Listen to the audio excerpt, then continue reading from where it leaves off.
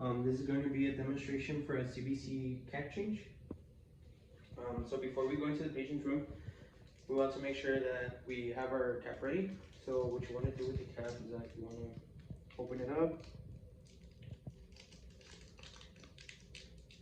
and you want to go ahead and flush it a little bit. Once it's flushed, it's ready to go. So then we go into the patient's room. So we come inside, we go ahead and tell the patient what we're going to do. We go ahead and wash our hands. And we're going to put any gloves on.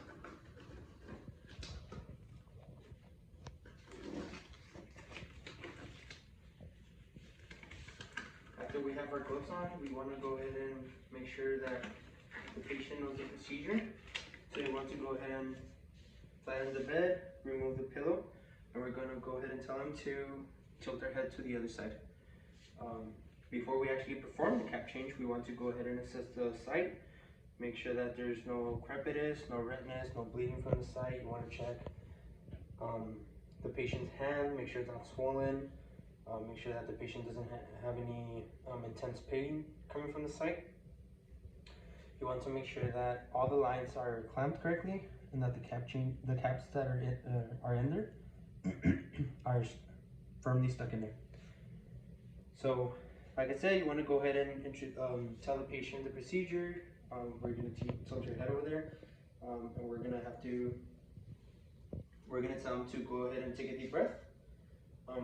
Once the patient takes a deep breath, I want you to hold it a little bit. Once he takes a breath, I want to go ahead and remove the cap, put the new cap, and then the patient can breathe in. After the cap is in, you want to go ahead and aspirate for blood.